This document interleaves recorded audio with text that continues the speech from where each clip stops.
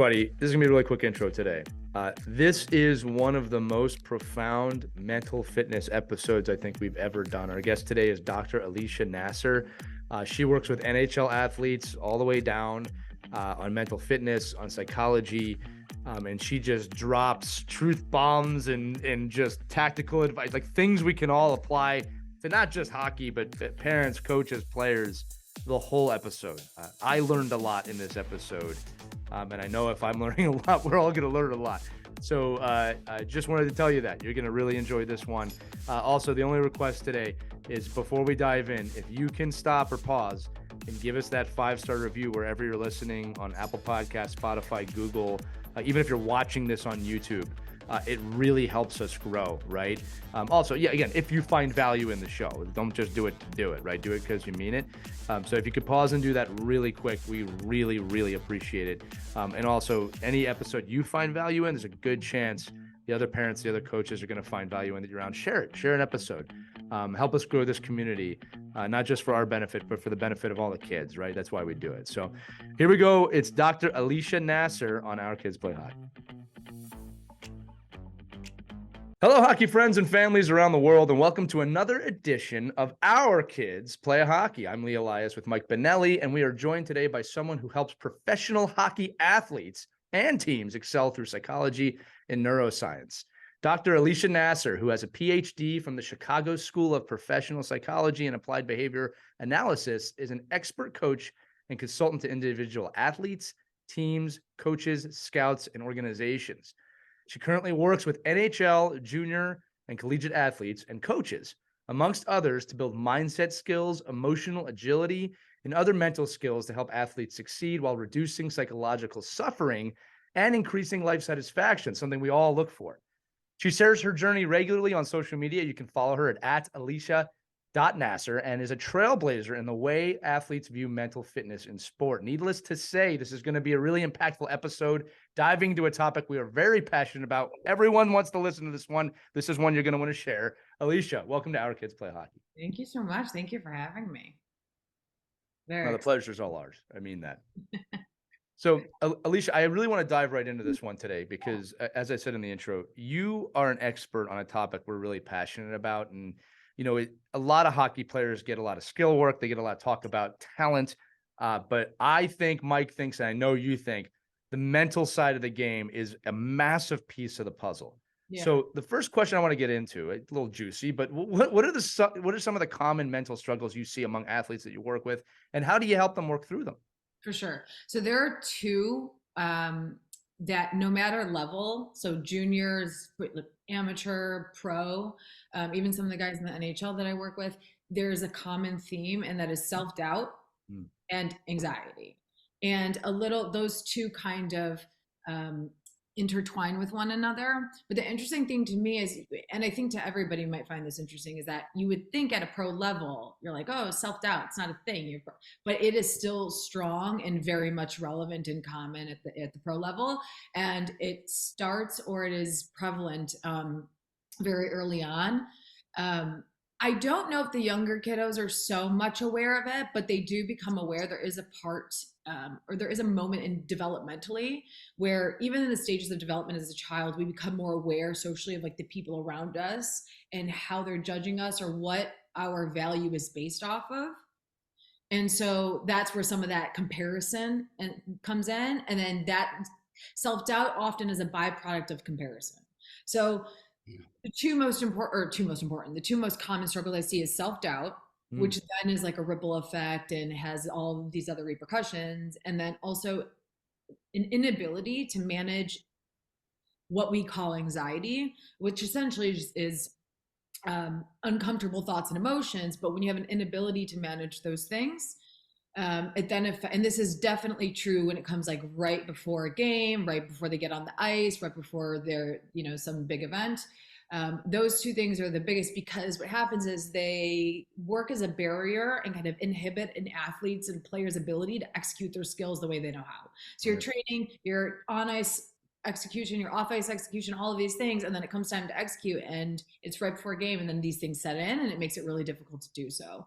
So those are two like domains that of course within them have subdomains, right? Um, in the second part of your question was, how do I help them work through them? So, and I think what you might find, perhaps not, but we'll see, is that the way that I go about certain things with athletes I work with and players and individuals in general is not very conventional. So I would say, well, why do we have to work through them? Why can't we? Well, what's the big deal if you have some self doubt? Mm-hmm. Now you'd be like, well, Alicia, but self doubt, you can't have a player, especially scouts. They'd be like, well, players can't self doubt themselves. I'm like, well, don't you as a scout, like in your career, do you doubt your ability, like going from an amateur scout to head scout or whatever the case might be? So, in terms of how do I help them work through it, it's not so much about why do we always have to work through it? Why can't we just sit in it and I know we hate it. I know it's not, we don't love the feeling of anxiety. We don't love the feeling of self doubt. We don't love the feelings that it brings. But if we fight it or we try to get through it too quickly, we actually become, it's like it works against us. Whereas Right. if we just become more familiar with that feeling, we see it as less of a threat, right? So Right. I'm going to answer this part of this question. Let me know if you want me to stop and you have Well, questions so far, but I have what I wanted a to few say is ways that that go ahead. you're making a huge metaphor here. Like, so first off, there is a stigma surrounding mental health, right? And the Sure. idea is band-aid, band-aid, move on, move on. And even like when I was crafting these questions, I have to be conscious to not say, how do we fix this problem? Because Mhm. it's not a problem, Mhm. right? It's It's actually something just we all part of deal the with. human experience. Right, right. And that's part of the stigma that even I, like I said, when preparing a show, I have to say, this isn't a problem. You have to pick your words really wisely here. And then the other thing too, it's kind of like I don't want to call them training wheels per se, but you need to know how to ride the bike, Mhm. right? You can't keep the training wheels on forever. And I think that a lot of times it's like we need to help each other as humans understand that these emotions and these experiences are normal. And I wanted to say this too. We're talking about professional athletes right now. This is any professional in any field, Yeah. right? Some of the most motivated people I know draw that motivation from a imposter syndrome that is really loud in their head, right? Yeah. And again, it can motivate you, but they have control over it. Right. So Yeah. so please go ahead. I just wanted to add So that in. that actually leads to another strategy that now I'm going to give you some tactical strategies that like coaches, Yeah. Yeah. parents. Everybody listen up. This is a good one for parents and coaches. So, okay, I give you like a little more woo cliche one, but that one's very true about why do we have to work through it? Because that's in acceptance and commitment therapy. And actually, I have this study right here. They ran a study with pro hockey players in the NHL with acceptance and commitment therapy, which essentially is about like how, what are our values and how do we willingly accept the uncomfortable experiences in life, that way we can move towards our values. And they ran a couple studies with some hockey players and found that it was really effective. And that's kind of where I come from with the whole, why do we have to work through it? Why can't we just sit in it until it passes? Because it will pass. Right. Then if you want some tactical strategies, what I would say is this: when you have self-doubt as a player or anybody, the best thing that you can do as a coach, as a parent, as anybody on the coaching staff is show the player proof. They just need proof. So if you watch film and be like, hey, this thing that you're doubting yourself and saying you can't do, if you need to have some film in the locker room like before a game and watch watch them execute skills correctly or watch them excel at their game, do that. That's proof right there. It's the same thing if somebody goes, I can't clap my hands, and clap your hands while you're telling me you can't clap your hands. You can do it. It's just the fact that it's so easy to come up with these thoughts because language comes easy for us, talking comes easy for us. So I would say show the player proof. You can do that by watching film. You can do that in practice. Another really good way to do this is I have players on their phones download a tally app. It's a very simple, just like tallying something every time it occurs. I'm like, when you go to practice day, when you're whatever you're doing, I want you to tally every time you do the thing you say you have a difficult time doing Mm, during a game. yeah, And that's then good. I want you to tally every time you say you can do it, every time you execute it correctly. And then I also want you to tally every time you didn't execute it correctly. And then we're going to get a percentage. We're going to take a ratio.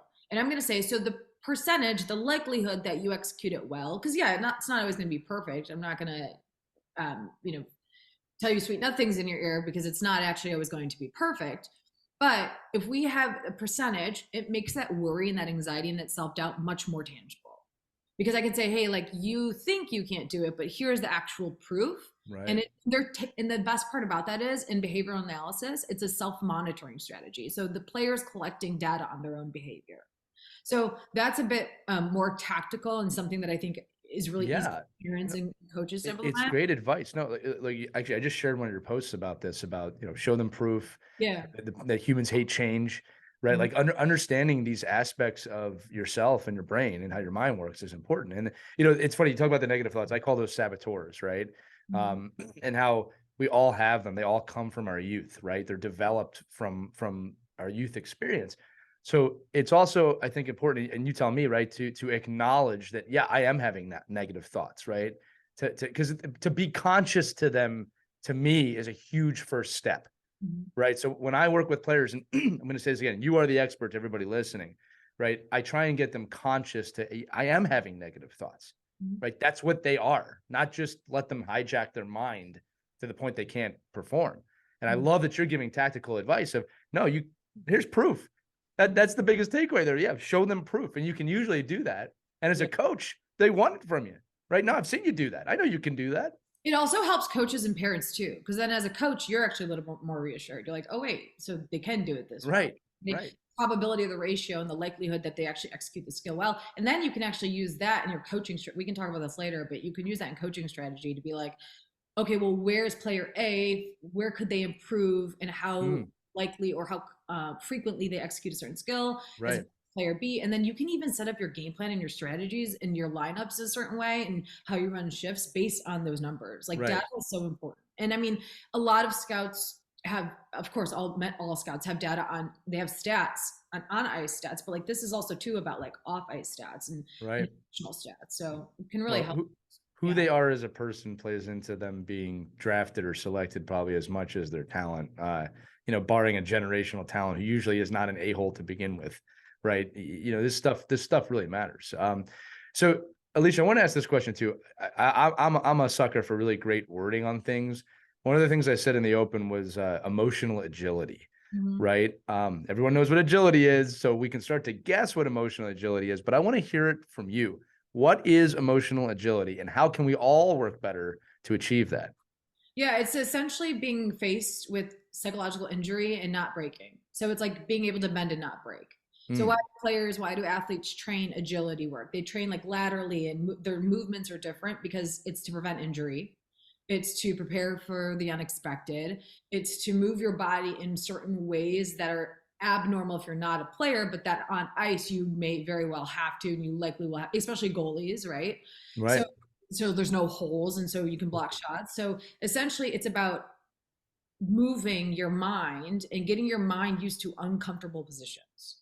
That's really what it is. Wow. And it's the ability to bend and not break. So, can you have an uncomfortable emotional experience? Can you experience anxiety before a game? A lot of players have panic attacks on the ice and don't even realize they're having a panic attack. And it's like, and then there's like second, Mike, do you have something to say about that? You chuckled a bit. Because you see it, you see, like, I don't know. One of the things that was drawn to your posts and a lot of stuff you talk about. Obviously, you're talking, you're speaking to major, junior, and pro athletes. But I think because of the way we are now, like an older coach like me, and a lot generational coaches that don't understand that these kids are seeing and experiencing the same anxieties and the same doubts as pros do earlier and earlier and earlier because Mm, they can see it. Like when I grew up, I didn't know even what the next hockey player in the next town did. Like I Yeah. had no idea. Like I could not see that person failing or succeeding more than me. Like I was in my own bubble. Like, oh, I'm really good.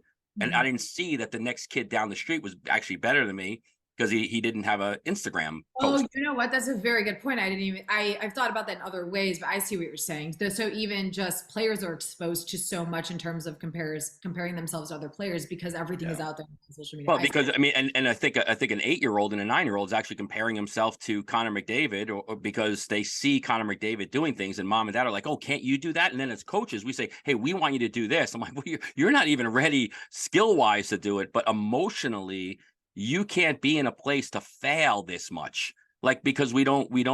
Yeah. You just said it. We don't coach our players to fail. We don't give them emotional agility Yeah. because we don't teach it. Like if you don't, you can't expect a kid to bend and not break if you don't train them with emotional agility. So to me, it's such a great way to think about when we're training our youngest athletes. And like, listen, I just worked with, quote unquote elite athletes all weekend at 11 years old and 12 years old. And matter of fact, recently on a podcast, we had Stefan Matteau on, who talked about his own upbringing of, never being confident, always being shy, always doubting himself. I mean, here's a guy that literally won a Stanley Cup, on his back. And he's like, every day I had doubts about what I could do. And until I was able to see those doubts and respond to them and then work with them and now learn how, I mean, imagine if he could have worked those out when he was 12 and 13, 14. And so I guess my question is, what are we looking for as coaches then with this emotional agility? Like, what can we do that we can quantify on the ice with our players? Like, we have our group of kids. Yeah. They're in the locker room. What are some strategies we can give them to build emotional agility that we can actually help with? I mean, I can imagine we could hurt it, right? Just like a coach that says, nope, there's no water today and there's no time for stretching. Get out in the ice and go. Okay, well, then when a kid gets hurt, whose fault is that? It's our fault. So maybe a real in a without giving the farm away here, just what can we do a little bit that we should be conscious about when we're talking to kids to allow them to build this emotional agility? Yeah, that's a great question. And Mike, I love that you shared all of that, because it also ties into, I think, a question you were going to ask me, Lee, about what can parents and coaches do with younger youth athletes too. This is going to be an unpopular response probably, and it's not the sexy response. It's probably not the response people want to hear, but I'm just going to be straight up, because this is, every single piece of literature and research points to this. And it's, even if we didn't have research to show it, we all just know it. As a parent, as a coach, you have to first model it yourself. You have to first model it yourself. We are products of our environment. Children are sponges. So there's a lot of what can we, and I understand the sentiment of the question of what can we do and what can we give them, but how do you give something if you don't have it yourself? Totally agree. And I'm not pointing fingers here, but I'm just saying, no, it's a hard truth. That is a hard truth that all of us need to hear. Because what it does is it requires coaches, grown adults usually, to be like, oh crap, do I avoid and try to numb in certain ways, either with alcohol or with distracting myself with work or by overworking or whatever the case might be? It really requires a hard look in the mirror to be like, do I have emotional agility skills, or do I feel very uncomfortable? Do I feel discomfort in the presence of other uncomfortable emotions of other people or myself?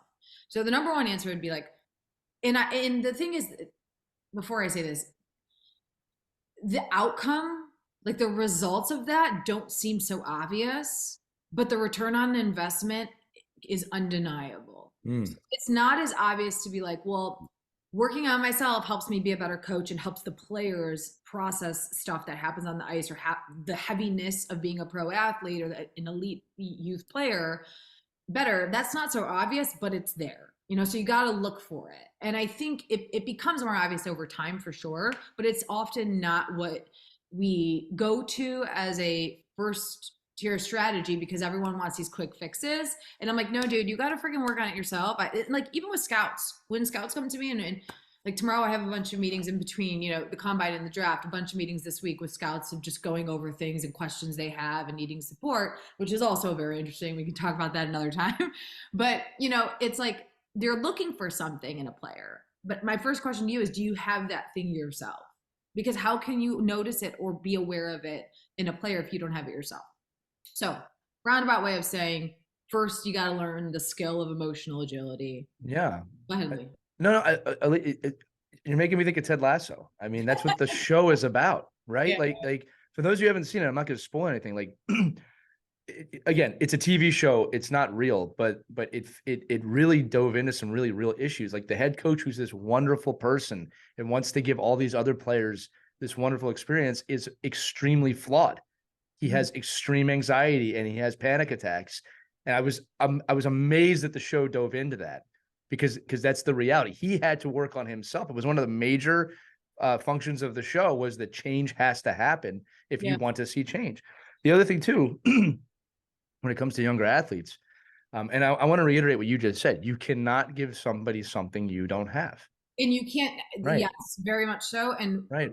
And to piggyback, and you also cannot identify or assess a skill, an emotional Right. skill on the ice or off the ice in a player if you don't have it yourself. Right. In fact, you would be blind to it. And this, you know, again, I use the word consciousness a lot, right? If you're not conscious that you have negative thoughts, you won't be conscious that anybody else is having negative thoughts, or you might have a weird response if someone's having like, don't do that. And that's your response to it. Right. So go ahead. So I don't know so much if it's, sorry, Mike, go ahead. No. I'm just trying to like just reflect on, you know, where did that shift happen? Like, because if you were a Bobby Knight or a Vince Lombardi, or you didn't give a crap about people's emotional stability. Oh no, Bobby, yeah. Like, and I'm like, I don't care about my emotional stability. I care about how you perform. I don't reflect on what I do. I'm telling you what I need you to do. So, and again, but we've seen now more and more and more. We just saw it in the NHL very recently. Those coaches and those people that are directing the players that are coming up. And I guess my counter to this would be like, well, the hell with these kids. Like, they've got to learn to be like, I'm the head coach. You listen to me, and this is how it's going to be. And I don't care about your, you know, if you can't handle it emotionally, then I've got 16 other kids that can handle it emotionally that I'll pick. So, and again, I'm not saying that's the right way. I'm just saying, well, you're talking pro versus youth here too, Mike. Like, well, even youth. Listen, most youth coaches are dads and moms that are volunteers that aren't equipped with these, you know, all of this stuff. Like, they just like, listen, I know I was yelled at as a kid, and I was coached by a crazy person, and I need to get the most out of my kids. So I'm going to yell and scream and put my foot up on the bench and yell at a ref and throw a water bottle and swear. And I'm going to outwardly show all these emotions. And then I'm going to say to my kids, no, you're not allowed to take that misconduct. That is unacceptable. You can't do that. And like, the kid's like, Coach, you just got kicked out of like 3 games in a row. Like, you know, so what I'm saying is that shift has happened. Yeah. Whether you like it or not, it is what it is. So what you're saying, Mike, I think you should reiterate that point, because I don't think a lot of coaches or parents realize that shift has happened. Right. And it's happened. It's not like, oh, I wonder if this type of coach will work. No. It doesn't work anymore. It doesn't work. And again, a lot of people would argue, and I just saw something the other day, like, are our athletes softer? Like, a lot of people will say, well, we're making it easier and easier for athletes to be emotionally unstable because we're accepting it. Right. But I want to throw this back to Alicia, and here's why. Because Alicia, you said something earlier that change is extremely hard. And I think that's the wall that we're running up against here, is that you have a lot of, you know, people with, I'd say, poor family patterns of, you know, mental abuse, but that's all they know. And the problem is, it's not a problem, actually. The reality is, kids are more socially aware now than ever. So as leaders, we have to, you know, understand that and learn ourselves. But Alicia, you are the expert. This is your episode. Yeah, I'm just bringing up the questions. I mean, I'm just bringing up not even a question. Mike, I've never really had a lot of questions. I'm more like venting. Yeah, Mike, no, it's important. It's not even about me and this is my episode. It's about like what you're saying is real. It helps me too, because you're not wrong. I mean, you're right. And wait, I want to say something really quick. I just wrote down a little note. You said, are we making it easy for, Mike had said, are we making it easy for kids to be more emotionally unstable because we're accepting it? About like the whole softness thing, that word. Okay. So here's what I would say to that. I would say it's always been there. It's always been there. And it's also not soft. So there's a couple of things here. The emotions and we don't even need to call it instability. We're just going to call it emotional turbulence. Love it. Okay. Because instability I think there's more of a stigma with that. It's just emotional turbulence. Like every freaking person has. Every person has emotional turbulence. Right. Agreed. And when coaches are kicking shit and doing this and doing that, like, that's emotional turbulence. They don't know how to manage their anger in a way that is still respectful and probably in line with their values of being a self-composed person, or all these kinds of things. Right. So to say the whole softness thing, I'll talk about in a second, but to say, when people say, we're making it easier for kids to be more emotionally unstable because we're accepting it, I would say, number one, it's always been there, the emotional turbulence. It's just a matter of, it's been more acceptable now to outwardly discuss it and talk about it, because not because of the kids are noticing, like you said, Lee. Yes, that's correct, I would say. But Yeah. in my opinion, it's also because I think the world is realizing, and especially in the States, because I'll tell you, when I work with Canadian players and players over in Finland, let me tell you how different it is. So there's definitely a United States thing. That can be a whole nother episode. But it's a matter of, yes, kids are more aware, but I think it's that the world is more aware. The repercussions of not talking about it are detrimental. The Yeah. suicide rate is highest in men for a reason. Right. Because men are told to shove it down. And when you shove so much pressure down in a pressure cooker, eventually it's going to combust, right? And so I think it's not so much about we're making it easier for people to be soft, or kids are more aware. All those things, yes, are true, but I think it's more so we're understanding that it hasn't Right. worked. This doesn't work just because it's gotten us by. It's been a faulty method that, let me just make sure this is clear. Everyone's been doing the best they can so far. Like Mike, I'm not dating you here, but I'm just saying your generation, I'm just saying your generation of people, my parents' generation of people growing up, it's like that you did the best you could with what you had, right? And so that's fine. And it was also about survival mode. But now we're in a place where, like, wait a second, can we still have accountability? Can we still have toughness? Can we still have all of these things and yet still also allow for what just actually is a human experience of difficult stuff?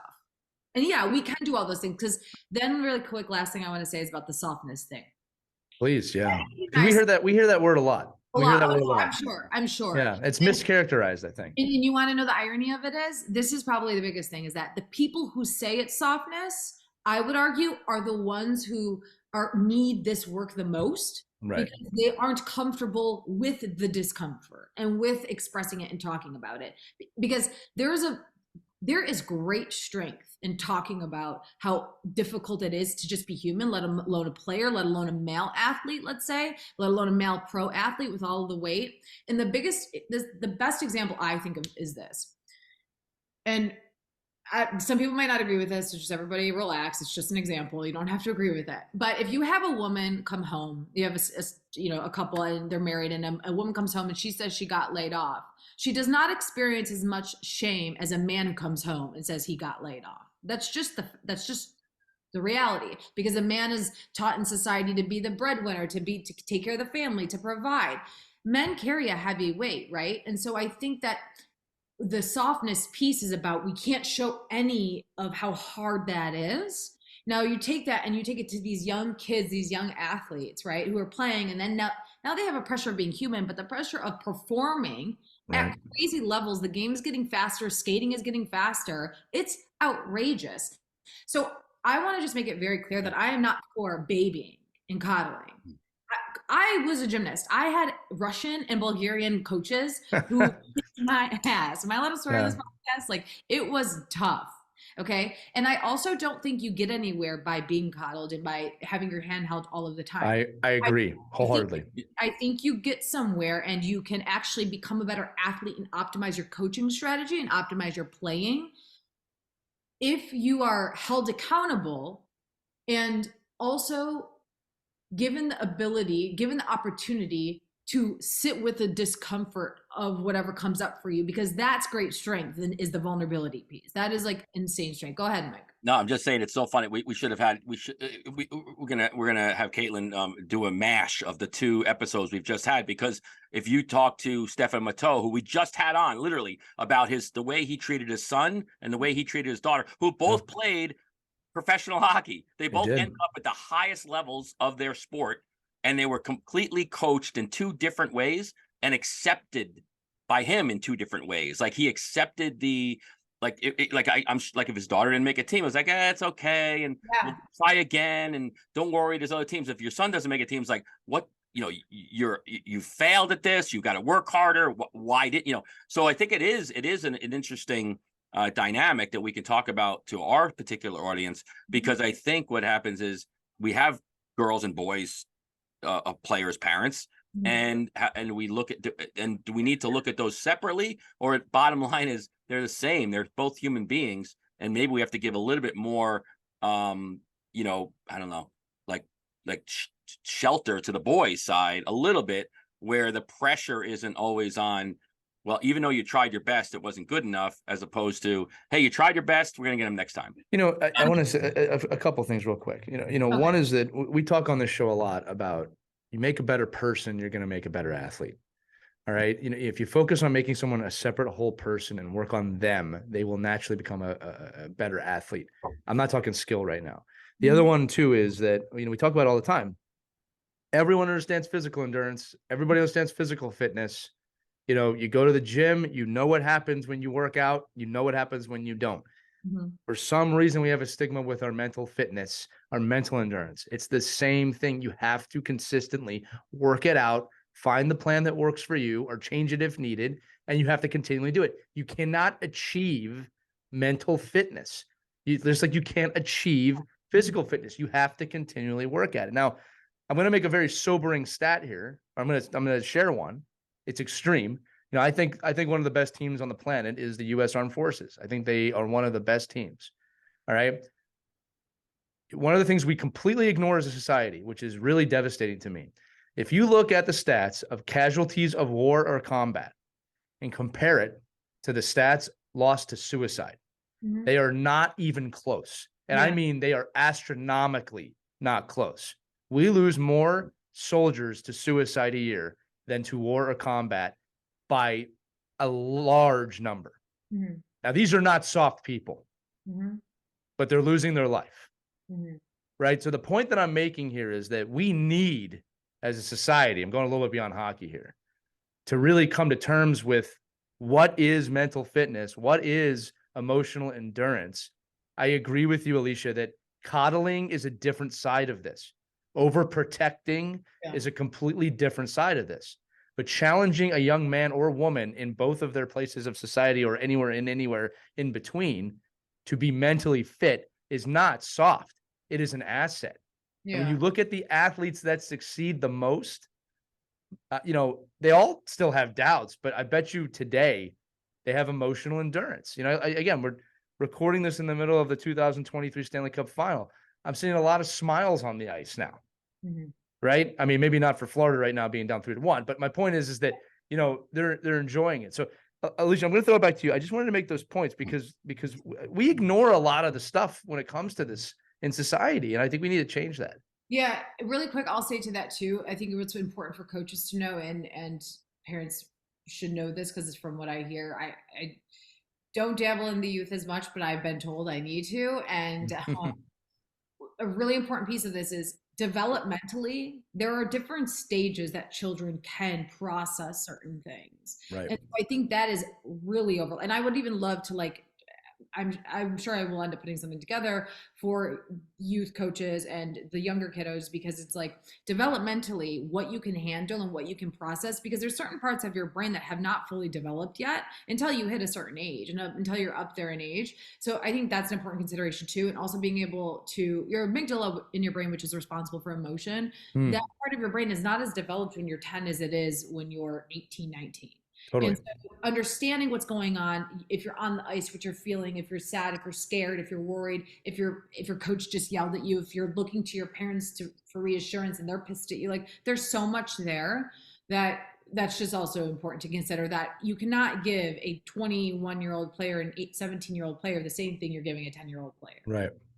But you can build the blocks to that, right? I mean, I think that's the point, is that, it's the same thing in just actual skill development, right? But there's a reason why Hockey Canada and USA Hockey and the IIHF have, skill paradigms of, where should certain players be at certain points in their skill development. Like, you're not expecting a 5-year-old to be at the same skill level, but they should know how to hold a stick.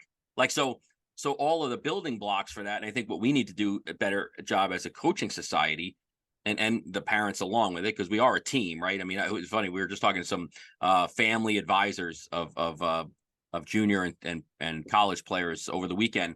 And, your family advisor when you're 8 is mom and dad, right? That your family is your family advisor. But so equipping your family advisor and with the tools and the building blocks first to say, hey, we know where we want to get when we're 18. But this is how you're going to build all these little things before Mike, that, so we can handle. I got to jump in because this is what I do.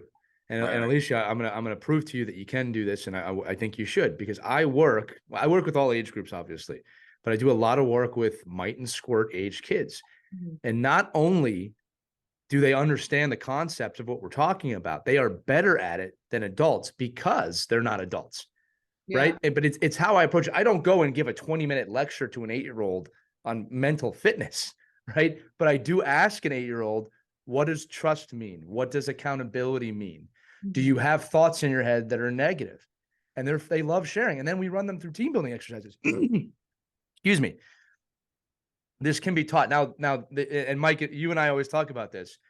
It's not an issue, but the reality is I get my 30 minutes with them and then they go home.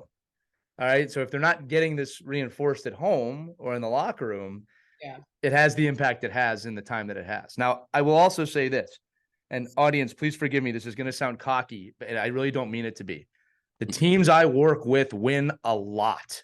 I'm very fortunate to have been a coach on a lot of successful championship level teams. Not one of them didn't have a great team bond full of players that understood each other and were mentally sound and fit. All right. At least not in my lifetime. All right. Like I said, you go back to the 80s, 70s, 60s, totally different time period than, or I should say the late 1900s, as a lot of the youth refer to it as today. Okay. But my point to you is this, that winning is defined, and Alicia, I'd love your thoughts on this. Winning is defined however you want it to be defined. Now, if you're a coach, winning is defined in winning games and winning championships, especially if it's a profession of yours. I get that.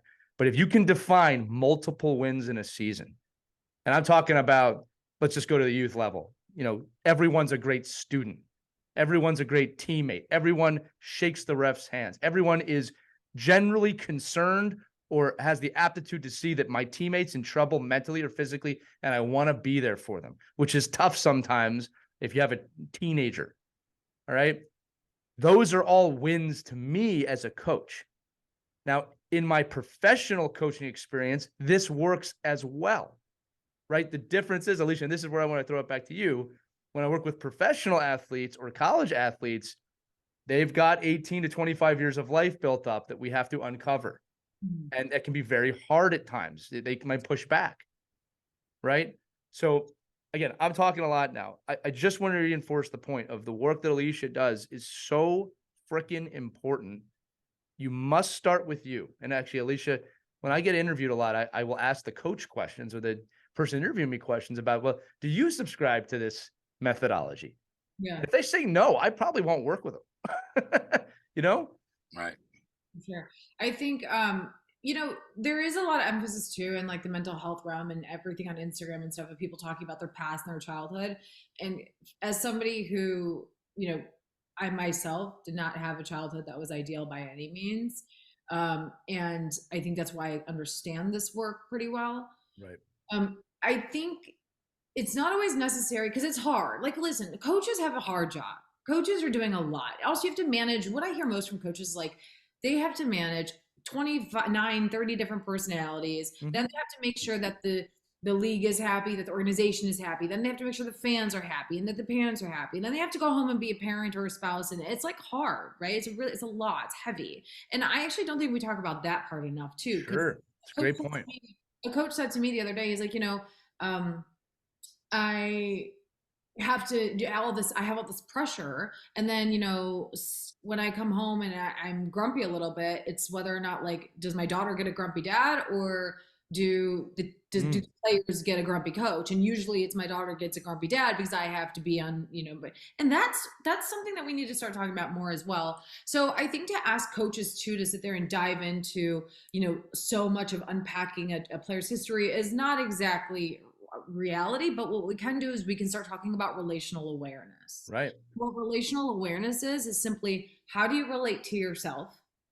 And how you relate to yourself is often probably how you're going to relate to other people. So if you relate to yourself because you're at war with yourself or you don't like yourself or you doubt yourself or every time you do something wrong, you beat yourself up in the head, if you don't score this or if you miss that goal, whatever the case might be, how your relational awareness, your relational self-awareness is how you relate to yourself and the things that happen to you. Right. And do you make them a thing that happened or do you make them a thing about you? And if we can just kind of start there. Ooh, and that's profound what you just said. Can you say that again? That was actually really I profound. actually don't even remember what I just said. Yeah, I know. You had said about, is it happening to everyone or is it happening to you? Oh yeah, so it's a difference. That's really profound when you Yeah, think it's the about it. difference between, is it a thing that's happening, or is it a thing that's happening and you're making it mean something about you? Right. That's Right. often what always happens, and that's Man, what. we all know someone who does that. Yeah, Sometimes it's me. I was coach, just coaches do it too. Coaches will be like, the team lost, it's because I suck as a coach. It's like, no, dude, the yeah, team lost. Like, it right. doesn't suck as a coach. There's a million variables going on there. So I think just kind of dabbling into relational awareness, that's something that can help profoundly. And there was something else. Oh, one takeaway, just to kind of bring this all in, is that anytime you're going to talk to a player, coach a player, or as a player, if you're talking to yourself or you're talking to your coach, or if you're a parent, whatever the case might be, the biggest thing I like people to focus on, because it is profoundly helpful, but it takes practice like anything else, is to talk about the behavior, don't talk about the person. So if you're disciplining you want to discipline the behavior, you don't want to discipline a person. You want to reprimand the behavior, not the person. You want to fix the behavior, the skill on the ice. You don't want to fix the person. So Can you give us like an example of like what that might sound like good and bad? yeah. So I mean, it could be like, the way you're skating, like or give me an example of something, the way somebody's skating or the way somebody's shooting. So that your shot you just took was a sucky shot, was a bad shot, Right. as opposed to you just made a shot and that shot wasn't your greatest shot. Right. Or that shot wasn't the greatest shot. I see what you're saying. So it's not like, hey, you suck at shooting. Yeah, it's the fact that Right. you're a person. So this Yeah. is also another way of thinking about this, is saying a hockey player versus a player who plays hockey. Ooh. Because what happens Dropping bombs right now, Alicia. This is good. This is good stuff. Yeah. because what happens is then a player identifies with that. Right. And that also is a whole other thing we could talk about a different time, about when it comes to retirement, like they don't know what to do because they're like, right. Well, their whole identity is I'm a hockey player, and they can't break out of it. Yeah. So if you think about that with skills, if you're on the ice and you're telling a little kid, your shooting sucks. You're not telling, you're whatever you're doing, your skating is too slow. It's like, you're a player and you're skating, and Right. the way and your skill of skating is slow. Like, obviously you're not going to say it to a No, I see what you're saying. Like You're telling me an in between period speech of your embarrassment to us as in your age group, and that you shouldn't be playing for me is not the correct motivational tactic. I wouldn't go with that as first choice, but none of you make the team next year. I just heard this. I just heard it. Literally, I just heard it last weekend. Like kidding? These are 10-year-olds. That you weren't that all you players embarrassed yourself and the jerseys you're in, and you made me look terrible. And I'm like going, okay. I said, you're as a parent now. This is and I know many parents on this team that actually listen to this podcast. And I'm like, you paid for that person to coach your child, so it's your fault, really. At the end of the day, you knew going in. But Alicia, it's so funny that you mentioned a lot of this, because I think a lot of the coaching education piece is really starting to formulate to that mentality of, don't tell a kid, oh, you can't. When you went off sides, you shouldn't go off sides again. And then as opposed to, hey, if you pulled the puck back and moved it over here, we wouldn't delay the play. Like, it just restructuring the way you're speaking and the way you're talking, and then not making it about the player, but about about what, or more about what happened. Because then it's just like anything else, right? If you're like, don't hit the post, don't hit the post, don't hit the post, you hit the post. 100%. So it's like if you guys stop being a crappy hockey player and you got to learn how to shoot. Do you really think your kids are going to go out there and say, wow, I can't wait to learn how to shoot? Yeah. And, I can, if you want, Lee, I can answer some of the questions about like, what are some common coaching staff? Yeah. Look, the only one I want to make on this, I think this is important to hear it, like, because I'm a parent, like, I make these mistakes sometimes. I think a big hump that I got over was, even when I was younger, I used to beat myself up when I like for behavior like this. I'd say, like, you did this. And I'd realize later on, I shouldn't have said that. And I used to beat myself up, but I've gotten to a point now, I'm more curious. So I say, okay, why did I say that? What can I, like, I'm almost doing it inward, right? Like, I said this wrong. Like, what's the behavior I want to change? Right. And look, as a parent, Mike, it's really hard sometimes when, when they're poking at you and you're like, just stop. But, on the ice, you're making a great point, Alicia. I just wanted to kind of close the loop on this, is that when you say to a hockey player, your shot sucks or you're shooting bad, whatever you say, you're also kind of saying you are a hockey player. That's who you are. Mm. And you are That not.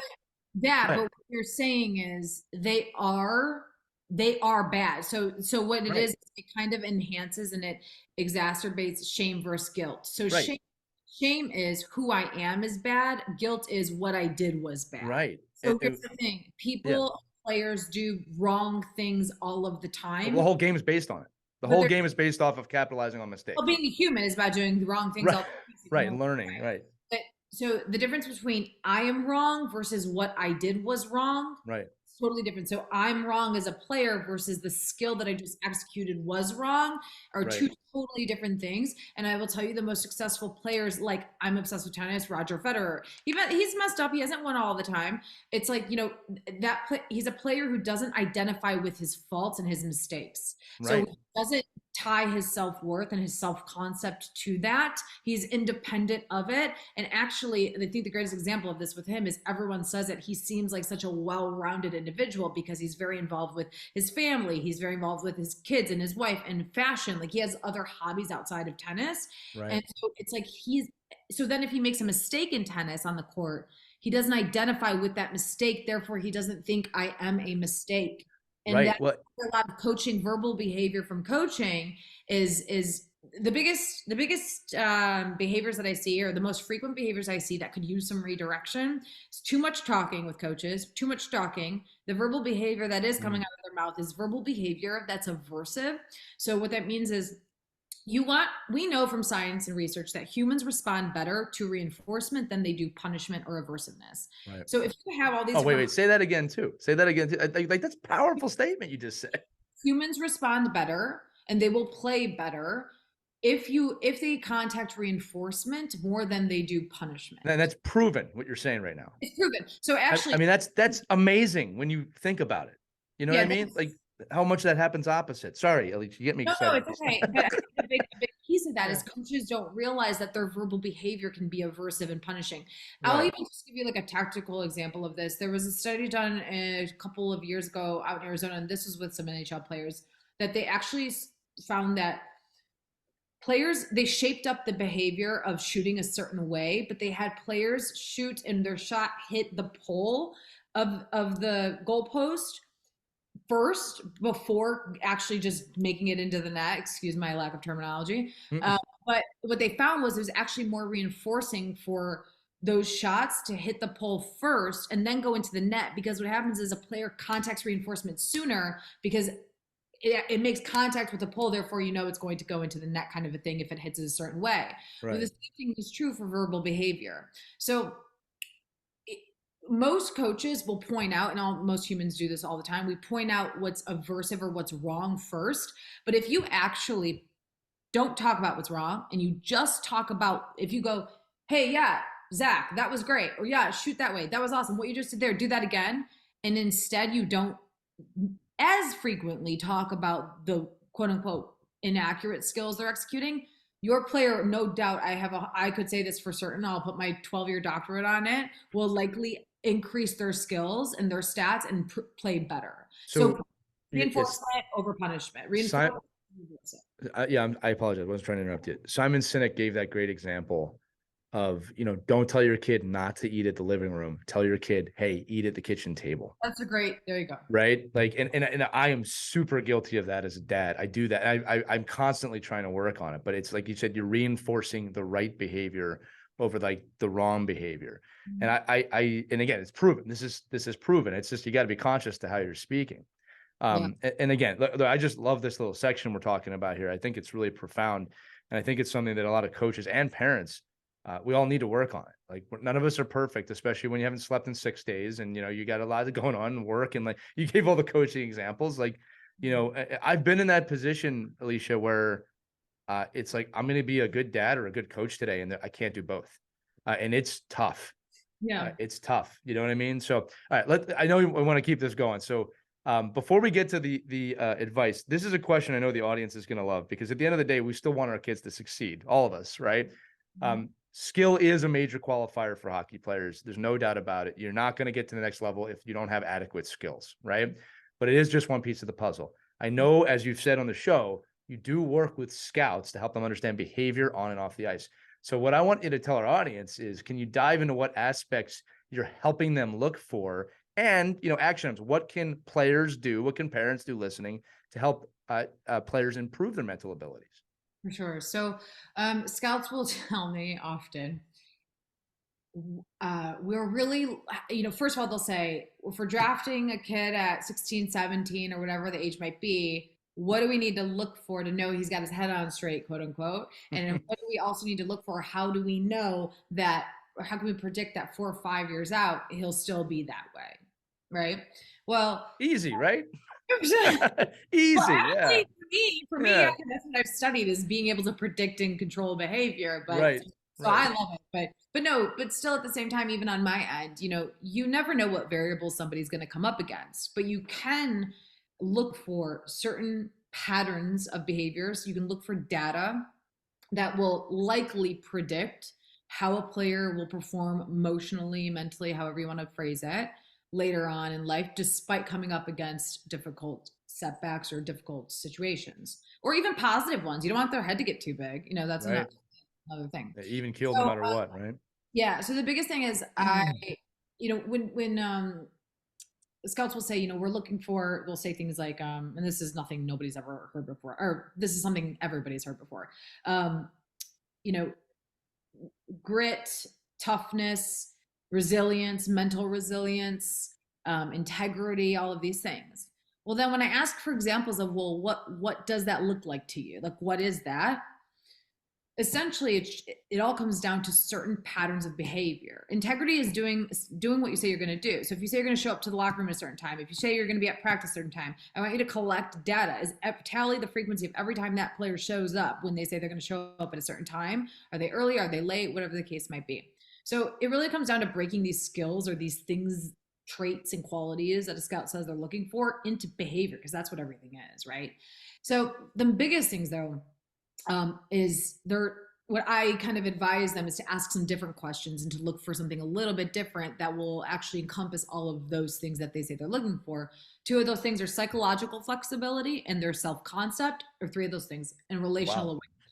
awareness. So What is psychological flexibility? yeah, we'll talk about this. So Yeah, self-concept. sorry, I'm so curious. I apologize.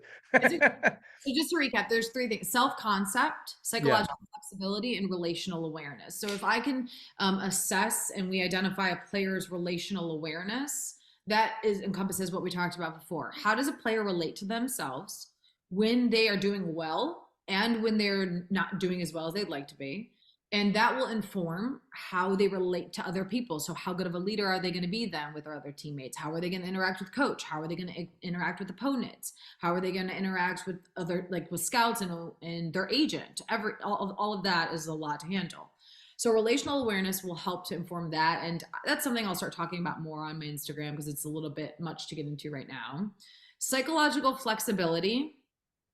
If you think about, the opposite of psychological flexibility is psychological rigidity. So when a player, before they're about to get on the ice, and this is what every pro player tells me, is like they start to get like anxious, they're amped up, and they have these breathing routines they go through, and there's all these things happening. Well, the rigidity piece is not being able to execute skills or engage in behaviors that align with your values because of barriers up here. So because of the rigidity that's going on up here, because of friction they're experiencing up here. Whereas psychological flexibility is, I can be flexible despite all of these anxious or overstimulating things that are happening before a game, because there is a lot of emotion before a game. Or if a player messes up, this is very common. If I don't even want to say a player messes up, but if there's some change in the shift in the lineup last minute and they were expecting to be in that is like the big, I'm going to do a whole post on that, a whole thing on that, because that is like so anxiety provoking for players. And a huge piece of that, sorry, I'm going to go off on a little tangent for a second. Go for it. Yeah. Coaches need to tell players why. If you're pissed at a player because they're not, you need to go manage that pissiness on your own, your anger and your bitterness or whatever on your own. And even if you are pissed at them or you're upset, you're allowed to be as a coach. You can be upset, but you cannot withhold information that's going to help the player grow. It's going to help them be the best player and live and play to their potential. So when a player doesn't understand why they were pulled out of a lineup, that just has a lot of like anxiety provoking feelings for them. So psychological flexibility is essentially, if you're pulled out of the lineup, being able to still execute your skills and play to the best of your ability, because you are flexible when you're met with difficult stuff, for lack of better words. And then self-concept is, as it sounds, it's how they define themselves, because how you define yourself should remain steadfast and consistent despite how you play. Right. That has more detailed parts. It's not that, that's just kind of an overview. Well, we'll look for your post with that, as you said. But the one thing I was saying is that, or I was just writing on some notes here. I agree with what you're saying about the coaches needing to, or they should explain what's happening to a player. Now, what was that? Really quick, I don't want to say the word should. I hate the word should, because yeah. Well, what word would you use? Yeah. I would, just because should for anybody in any part of their life, it just implies you should be doing something other than what you're doing, and what you're doing is the best you can. I would just say it would really benefit teams and coaches if they told players. I like that better than what I said. Well, I was going to say, I'll take your cue. It also really benefits players if they're willing to listen. There is another side to this too, that I at times of my life, I was extremely coachable. At other times I wasn't. And it could have been because of ego. It could have been because I was young. But I think there were times I had coaches that really failed to explain to me what I was doing wrong that would have benefited me. And I also think there was times in my life coaches tried. And I wasn't in a position at that point in my life to listen. Right. So that is a two-way street. Right. And I've explained, especially to players in a professional setting, or I should say a high level, where, the coach really doesn't have to appease you at that level, because there's always somebody else trying to come up. Right. And I explain to players, is your coach being hard but direct? Are they giving you the respect of telling you why you've been benched? Because if a coach does that, that's extremely valuable. And I think players can underestimate that at times. Of, if the coach tells you why and gives you action items to improve on that, even if the action item is, hey, you need more reps at the lower level, right?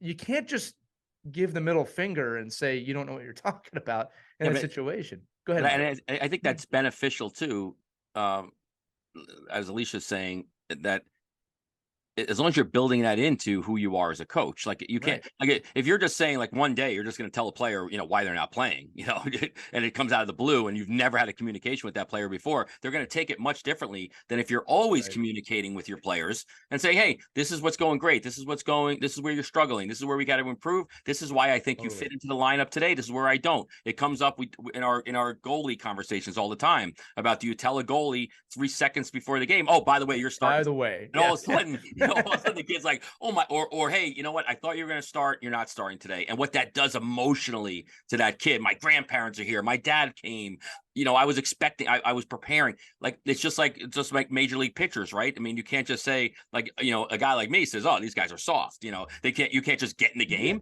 No, it's a whole routine to play at that elite level. And even to play at a performance level at a younger kid, it's your routine. It's if we're going to expect people to have emotional flexibility and agility, then we have to let them use that in their normal training mode. And you can't just say, hey, today I'm just going to tell the kids at the last minute who's playing, or I'm going to change the way I coach, and I'm going to respect this emotional intelligence out of my players and build it. And I'm going to start to let them know, here's why you're playing, here's why you're not, here's who's playing, and here's why they are, and here's what you can do, all of us can do collectively to get to where we want to be in the lineup. I think it's all these other things where not so long ago, it was, I'm the coach, you play when I tell you to play, shut up, see you at the end of the season. And again, we're evolving. And I think, and I think as parents, we're evolving as well, because we have an opportunity to hear from people like you that are doing the studies, that are giving us examples, that are giving us something to think about. And then we can debate whether or not we think it's, good or bad, depending on what we need, but you can't deny the fact that it's a fact. You can't think, well, I don't believe in this. I'm just telling you, I've done 12 years of studying on it. I can help you. Yeah, Mike, but I think it's a wonderful point. And I also think what's really important to what you're saying, Mike, is that It's not going to be an easy switch over. Coaches, like, Yeah. we also need to be respectful and patient with coaches because it's hard for them. They're doing the best they can. And like I said, they have all these variables. You know, you're a coach, like, you have all of these variables you're balancing that you're going to, and I don't even like to say mess up, but like, let's just say old patterns. You're going to get back into old patterns. It's fine. You just redirect, self Right. correct, just get back onto the path. With grace. Yeah. Yeah, yes, and not shaming yourself for it. And you know, the job of being a coach is a very difficult one. And so I think that just recognizing that, asking for support where you need it, leaning on the support that you have, and just knowing it's not going to be easy because you're right, it's a shift and it's weird shift. Like the older generation is like, what's happening? What I have to Right. be? I have to say Well, sorry. I want to use an think- and I think example, the- Mike. Oh, go ahead. The late Pat Quinn is a great example of a coach who did this. So, Alicia, I don't know if you remember Pat Quinn, but he coached in the NHL for many years, and he made a decision. I think he was fired or let go by an NHL team, and he made a conscious decision to go coach World Juniors on purpose because he said, "I'm not in touch with the youth anymore. I need to learn how to do that." Mhm. Right. So this is a guy who was making himself. He was a strict coach, and this is a guy who coached in the '80s and the '90s, and he's from that old school era. And he, Ex-cop or something, right? Or that was Pat Burns. yeah, he was Same guy, intense. same type of He was people. Yeah. intense. All right. And he coached a lot of successful teams, but he made himself vulnerable there. And like, and nobody told this story, which I think is a shame. But he went down and he coached the World Juniors, and he got to understand these kids a bit more, and then he went back. So I just think that's a phenomenal example of someone who was stuck in his patterns. What was that? Self-correcting. Right, right. And again, this is at the NHL level, right? Now, again, he passed in 2014, so I don't think he even had a chance to use this probably as long as he intended, right? But I've always said this as a coach, all right? If you ever feel as a coach you've got it, you know, that's not good, right? Like I'm always striving to be better at being a coach, just like I did when I was an athlete. Right. Like I want to constantly evolve. No two teams you coach are ever going to be the same. You could have the same players on a team every year, every season. It's not the same team because life is happening. And like you're saying, you have to self-correct. You have to do these things. Right. And I just wanted to make this point again. Look, parents, coaches, and players listening, do not underestimate a coach that is willing to explain clearly to you why the decision's being made or how you can improve. Like Mike, I'm working with a coach right now, Mike, he's a very strict and intense coach, right? But I am so impressed and I respect heavily. He always will go up to a player, no matter how intense the situation is. It might be after the game and say, "This is why this happened. This is why I sat you. This is how you can improve upon it." There's so much value in that. And I think that goes kind of under the bridge sometimes of, well, you were mean to me. Right. Yeah. And it's like, well, hey, whoa.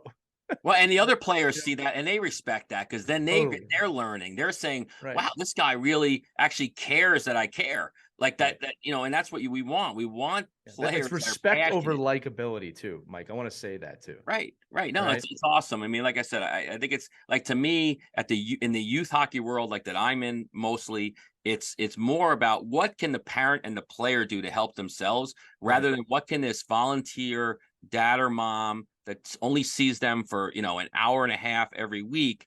They have less of an impact, right, Alicia, than like if I, like with the players that I work with, I'm sharing your posts all the time because it's my inside window of like, help yourself, find strategies that you can use because you can't control at the pro level. And, if you're going pro or you're going to play in college, you can choose where you go to college. You could choose, like, you're part of the process at major levels, right? And it is a job. I mean, the bottom line is you're it's a job.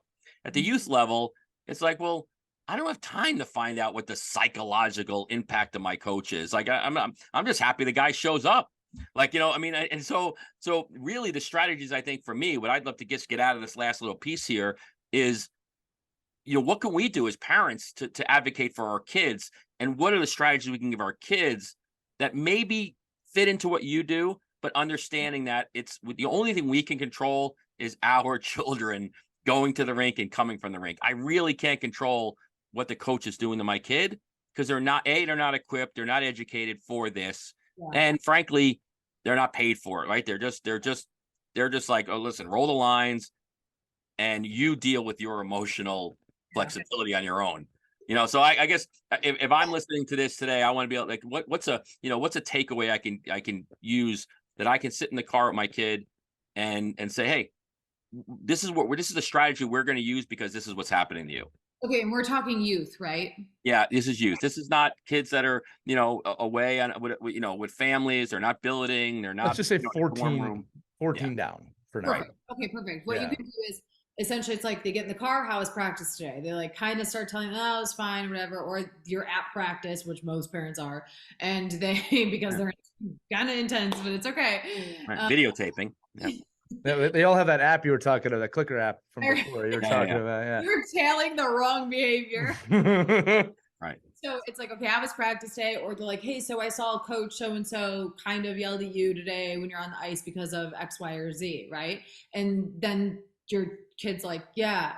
As a parent, you go, that must have really sucked. That probably didn't feel good, And then what you do is you tell them a time where the same thing happened to you. You go, one time when I was younger, or even just you say, the other day when I was at work, my friend that I work with that I told you about, so-and-so, like I'm just giving you hypotheticals here. They said something to me that I didn't really like and made me feel really bad about myself. And because what happens is instantly your kid goes like this, and they're sitting in the chair, and they're sitting in the car, and they're huddled up, and they're like this, like feeling bad about this. Instantly they go, really? Like I'm not alone in feeling what I'm feeling? And that not aloneness, the not being in isolation is the most profound feeling that a kid can feel. Because now what you just did is you opened up the door to, they feel so much better about themselves because they don't think something is wrong with them, because they know that other people have felt what they're feeling. And remind you, this has nothing to do, it has everything but nothing at the same time to do with the coach's behavior, because we can't control the coach, like you said. We can only control how we process it and how we respond to it, right? So it opens up the door for the kid to feel really good about themselves in spite of coach's behavior, because they know they're not alone.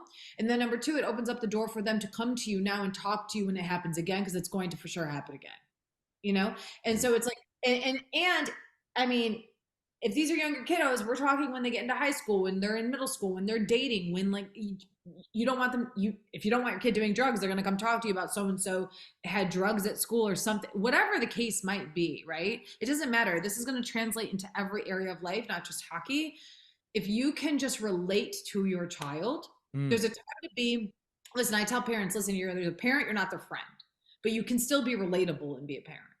And relatability is what helps us talk about things more and opens up the doors. So they come in the car, you ask them how practice was, or you're at practice, you see how it was. Your kid is not always going to have the verbal behavior, the language to talk about so sometimes you're going to have to give it to them. So that's another thing. Say, did it feel like this? Did it feel like the time when your grandmother did this, or when your aunt did that? Or did it feel like the time when dad and I yelled at you the other day when you will, or did it feel like this? And you give them words and you try to help them. Because I think we also forget, kids don't know, they're trying to figure it out and they're learning from us, right? So what you can do as a parent, to answer your question, Mike, I hope that answered it, is number one, relate to them, label it for them, and then give them a time in which it also happened to you and give them examples. Does that answer? Yeah, no, I mean, like I said, and you made a great point that you can't control. I can't control how that coach is going to, what that coach is doing. I can only help manage all those things that happen. Now, at the end of the year, I can start controlling those things, and I can say, hey, we're not really happy with this coach, and we don't like the program, and we can shop around. And we've had these tons of episodes on finding the right program. But in the season, I'm in the middle of December, I'm in January, this is happening. The coach has yelled at my kid again. I can only give my player the education and the resources to help that player. You can, you can only give them the tools to manage it in a way where they don't make it mean something about them. So in a way where they don't take coach's behavior and make it mean something about them as a player. They don't take coach's behavior and they don't feel responsible. Wow. Alicia, this is like incredibly impactful stuff.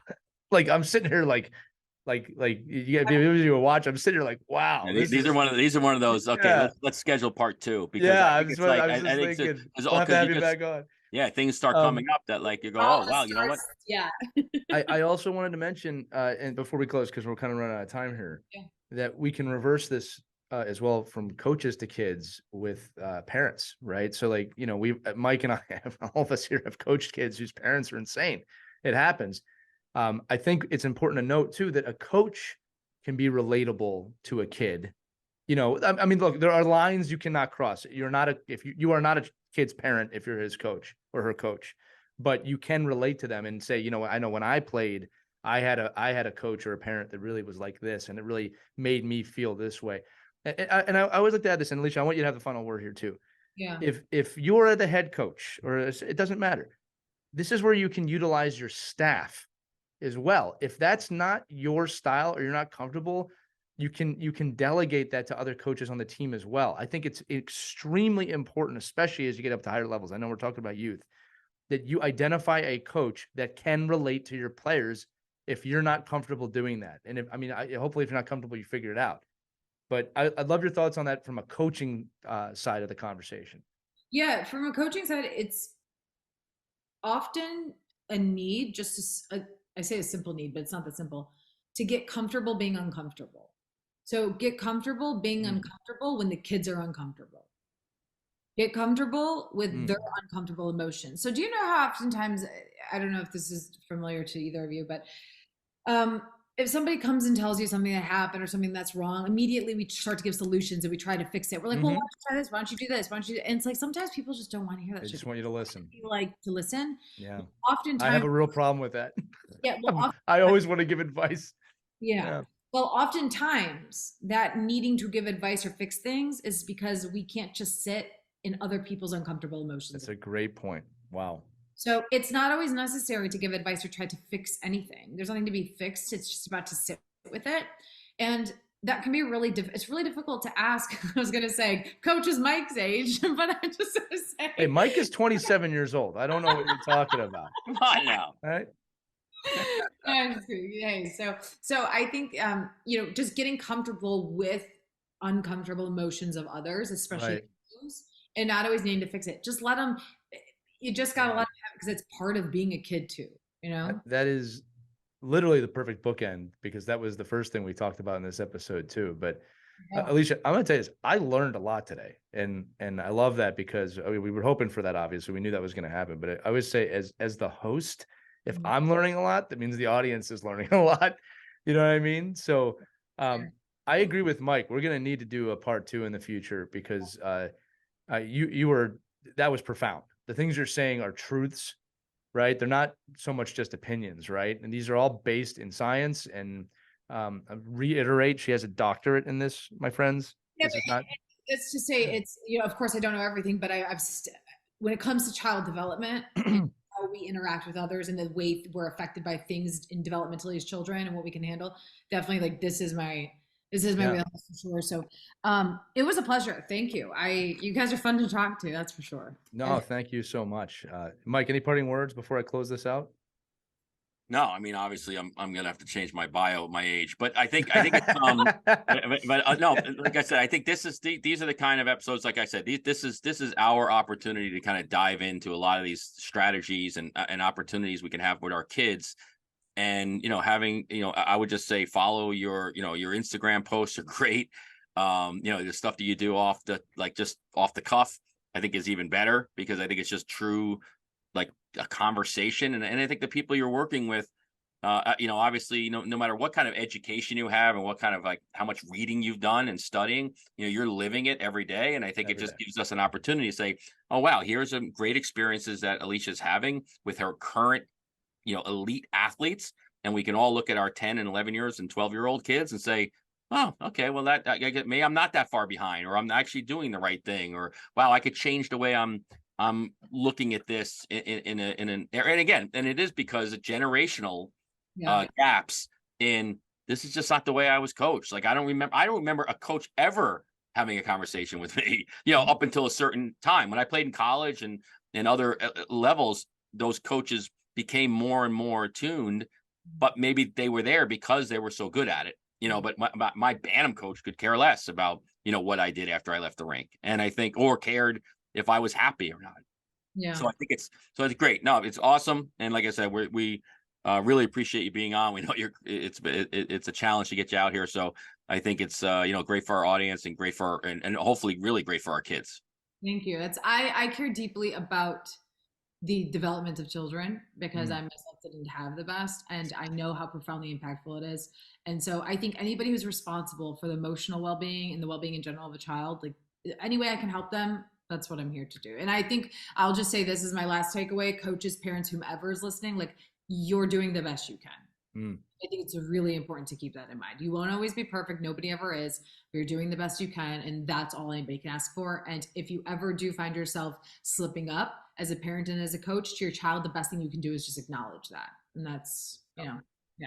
Awesome. That's great. So All right, audience, this is what I want you to do. I want you to pause this, go to Instagram, follow her. It's at, I'm going to spell it for you, ALICIA.NASER, Alicia Naser. Go follow her. Then come back here and give us a 5-star review if you like what you've been listening to. Seriously, if you find any value in these podcasts, which so many of you email us and tell us, we want to help make it grow. Obviously, the 5-star reviews help. Share this episode. This has been a great episode. Put it in your team Snap, your game beats, whatever you use to communicate with your team, Facebook. Share these episodes because we're trying to spread the good word. And Alicia, I'll tell you, Dr. Naser, I should say, you have been fantastic today. This was a great episode.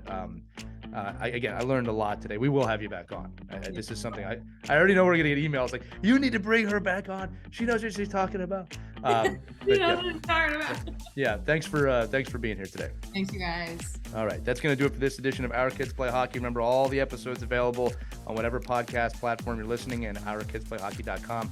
Everybody have a wonderful day, wonderful weekend. Wherever you're at, make it wonderful. We'll see you next time on Our Kids Play Hockey. We hope you enjoyed this edition of Our Kids Play Hockey. Make sure to like and subscribe right now if you found value wherever you're listening, whether it's a podcast network, a social media network, or our website, ourkidsplayhockey.com. Also, make sure to check out our children's book, When Hockey Stops, at whenhockeystops.com. It's a book that helps children deal with adversity in the game and in life. We're very proud of it. But thanks so much for listening to this edition of Our Kids Play Hockey, and we'll see you on the next episode.